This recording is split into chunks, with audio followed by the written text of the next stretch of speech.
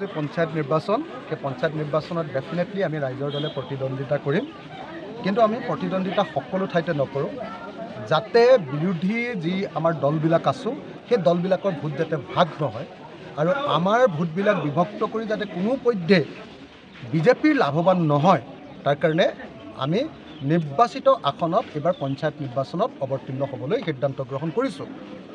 দ্বিতীয় কথা আমি সকলো বিৰোধী ৰাজনৈতিক দলক ঐক্যবদ্ধভাৱে একেলগতে নিৰ্বাচনটো খেলিবৰ কাৰণে অনুৰোধ জনাই আহিছোঁ। মই কংগ্ৰেছ দলৰ প্ৰতি আহ্বান জনাওঁ, মই অসম জাতীয় পৰিষদৰ প্ৰতি আহ্বান জনাওঁ, মই CPI, CPM, CPI-ML আৰু আন সকলো ৰাজনৈতিক দলৰ প্ৰতি বিনম্ৰভাৱে আহ্বান জনাওঁ যে আমি পঞ্চায়ত নিৰ্বাচনটো একেলগে খেলিব লাগে। যদি একেলগে খেলোঁ তেতিয়াহ'লে আমি বিজেপিক পৰাজিত কৰাটো 100% খাটাং পঞ্চায়তত।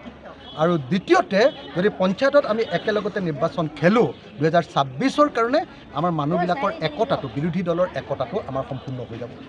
সেইকাৰণে ফেচিবাদী আৰু সাম্প্ৰদায়িক বিজেপি দলক সম্পূৰ্ণৰূপে 2026ত নিষেধ কৰি দিয়াৰ কাৰণে অসমৰ ৰাজনীতিৰ পৰা উচ্ছেদ কৰি দিয়াৰ কাৰণে অসমৰ পৰা বিতাড়িত কৰিবৰ কাৰণে আৰু বিৰোধী দলবিলাকে যাতে চৰকাৰ গঠন কৰিব পাৰে তাৰে প্ৰাথমিক কাম হিচাপত এইবাৰৰ 2025ৰ পঞ্চায়ত নিৰ্বাচনটো মই সকলো বিৰোধী দলক ঐক্যবদ্ধভাৱে অৱতীৰ্ণ হ'বৰ কাৰণে হাতী অসমৰ পৰা নিছে এইটোত আপোনাৰ প্ৰতিক্ৰিয়া কি?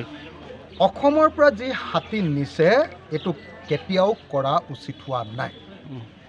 কোন অসমৰ মানুহৰ লগত কথা পাতি হিমন্ত বিশ্ব শৰ্মাই অসমৰ পৰা হাতী দিয়াৰ ব্যৱস্থা কৰিছে?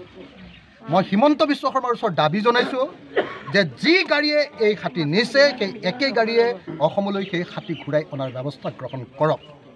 অসমৰ প্ৰত্যেকজন নাগৰিকে ইয়াৰ বিৰুদ্ধে প্ৰতিবাদ সাব্যস্ত কৰক। মই এতিয়া বিধায়ক হ'লোঁ কাৰণে অনবৰতে আন্দোলন কৰি নাথাকোঁ। মই অসমৰ জাতীয়তাবাদী অসমৰ জাতীয় সংগঠনবিলাকক আহ্বান জনাইছোঁ যে অসমৰ পৰা বাৰম্বাৰ যে এনেকৈ বন্যপ্ৰাণী নি আছে তাৰ বিৰুদ্ধে প্ৰতিবাদ সাব্যস্ত কৰক।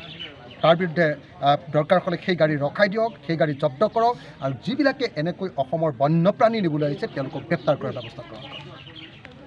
হ'ব।